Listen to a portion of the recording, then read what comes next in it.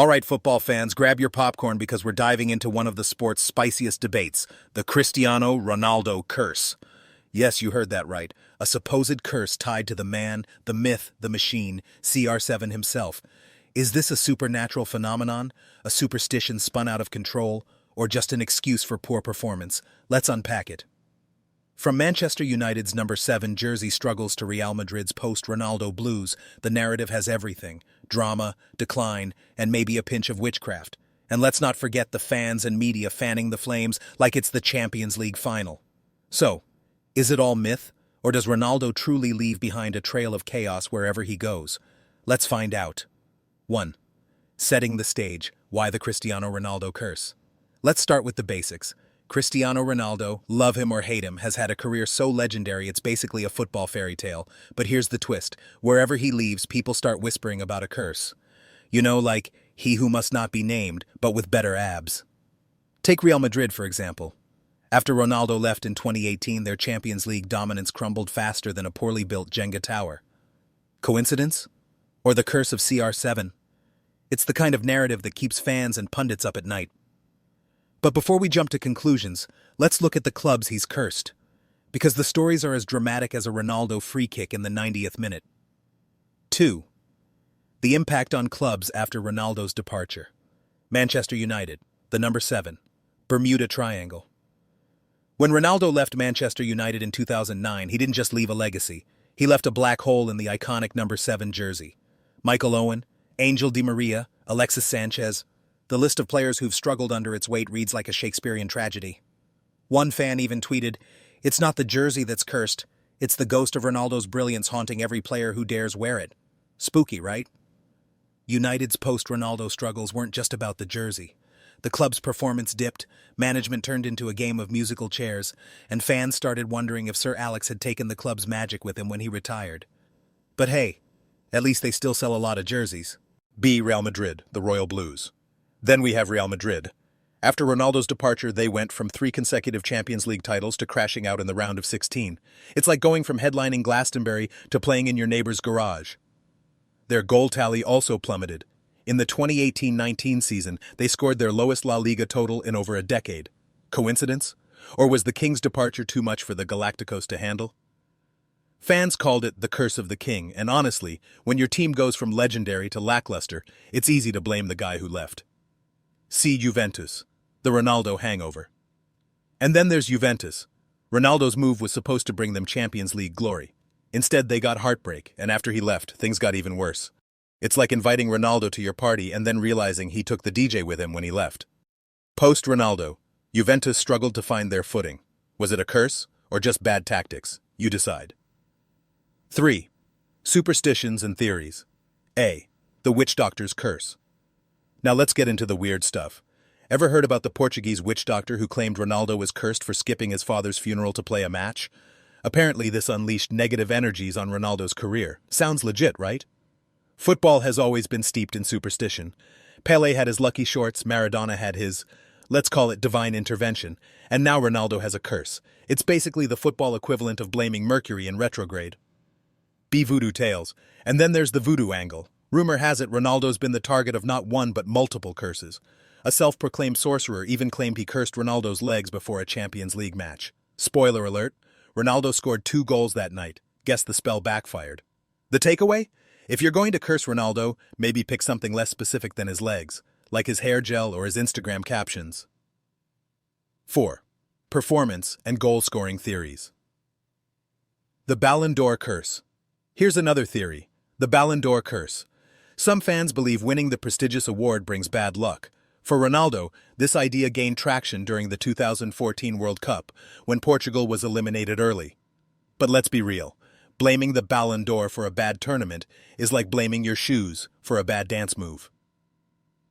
B. The high-pressure effect. Another theory is the high-pressure effect. Ronaldo's brilliance casts a long shadow, and when he leaves, his former teams struggle to adjust. It's less of a curse and more of a case of unrealistic expectations. After all, replacing Ronaldo is like replacing the sun with a flashlight. 5. Fan reactions. The emotional roller coaster.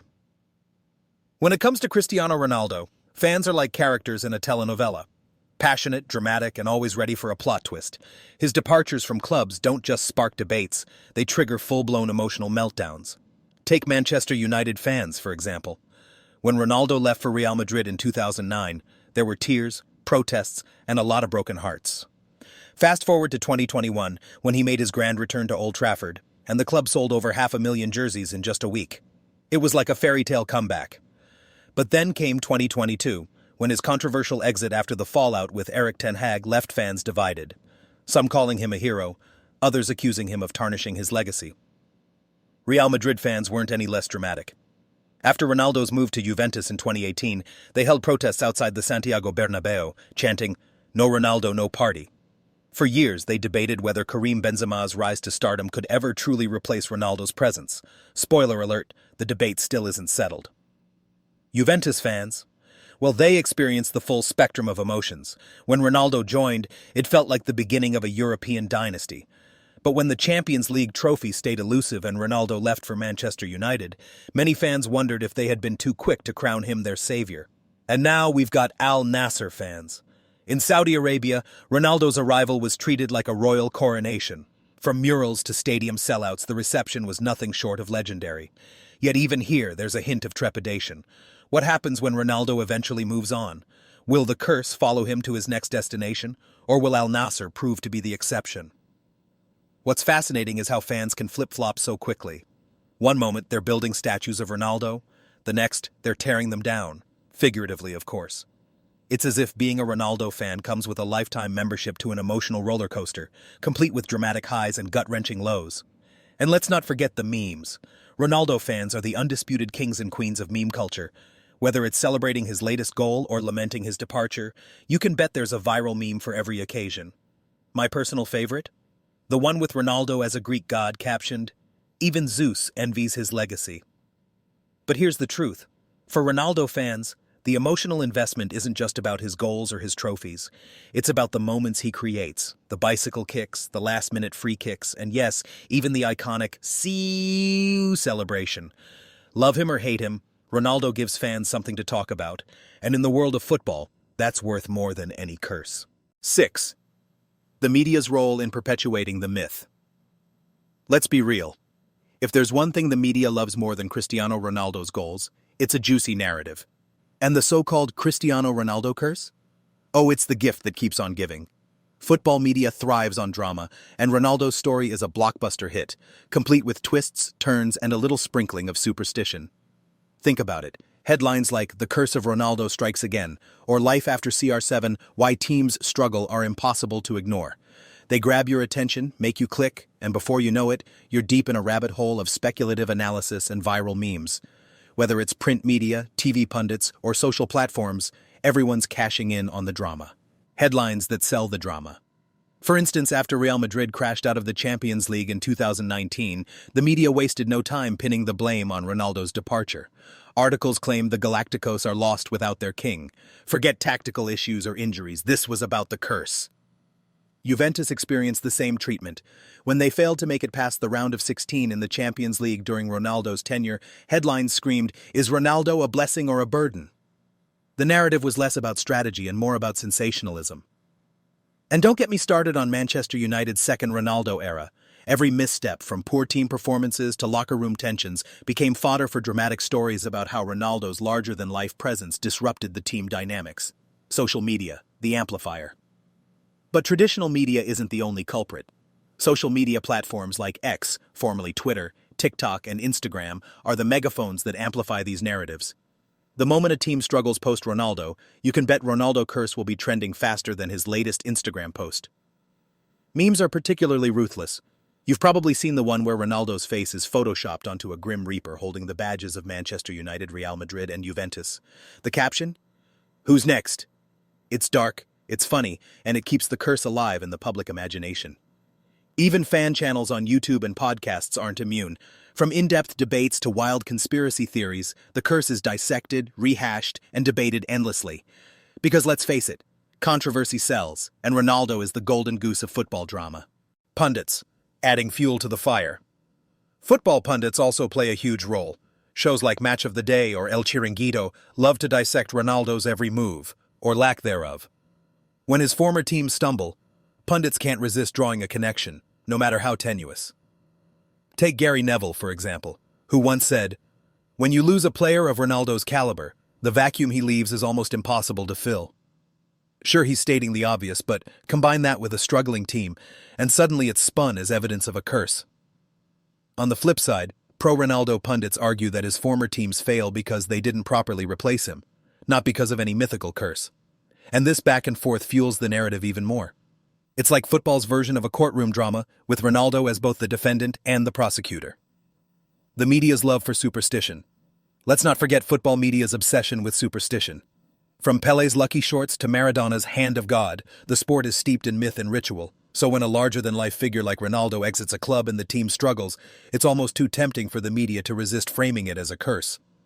Whether it's a slow news day or a genuine analysis, the Ronaldo curse gives journalists an easy headline and fans something to debate. Add in some dramatic music and slow-motion replays, and you've got a ready-made segment for every football talk show. The media loves to overanalyze everything Ronaldo does. He posts a picture with his family, headlines. Is Ronaldo distracted by personal life? He scores a hat trick. Has the curse been broken? He misses a penalty. Is the curse affecting Ronaldo himself? You see where I'm going with this? The guy can't win, except, on the pitch. And the irony is, Ronaldo himself is probably laughing all the way to the bank. For every article about the curse, there's a spike in clicks. And guess what? His brand value goes up. If anything, the real curse might be on the journalists who have to churn out endless think pieces about him. The so-called Cristiano Ronaldo curse is as much a creation of the media as it is a reflection of football's obsession with myths. Whether it's viral memes, sensational headlines, or pundits' hot takes, the narrative keeps evolving, and it keeps us all hooked. Because let's face it, football without a little drama just wouldn't be the same. 7. Al Nassr, the latest chapter in Ronaldo's journey. In fact, Ronaldo recently scored his first goal of 2025 during a thrilling match for Al Nassr. With his trademark precision and flair, he continues to show the world that age is just a number, and maybe even a marketing slogan waiting to happen. His move to the Saudi Pro League sparked mixed reactions. Some saw it as a surprising twist in his career, while others viewed it as a lucrative yet unconventional chapter. But here's the kicker. Ronaldo's presence in the league has elevated its global profile. TV ratings have skyrocketed, stadiums are packed, and Al Nassr's social media following is growing faster than a teenager's TikTok account. And for those wondering if the curse applies here, let's just say Al Nassr doesn't seem too worried. In fact, they're thriving with Ronaldo leading the charge. Maybe the so-called curse skips a team when they've got CR7 on their roster. 8. Conclusion. Myth, superstition, or legacy. So is the Cristiano Ronaldo curse real? Short answer, no. Long answer, also no. It's a mix of fan folklore, media hype, and the natural struggles of teams losing a generational talent. Here's what is real. Ronaldo's impact on football is unmatched. He doesn't just play for clubs, he transforms them. And when he leaves, it's like the footballing equivalent of a black hole forming. Whether it's Manchester United, Real Madrid, Juventus, or now Al Nassr, one thing remains clear. Ronaldo's greatness leaves a legacy so big, it's almost supernatural. Maybe the curse isn't about bad luck, but about the sheer weight of filling his boots. Boots that seem to grow bigger with every goal he scores. So what do you think? Is the Cristiano Ronaldo curse real, or is it just fans and media creating drama for fun? Let us know in the comments, smash that like button, and don't forget to subscribe for more football debates, myths, and stories. Until next time, keep the ball rolling.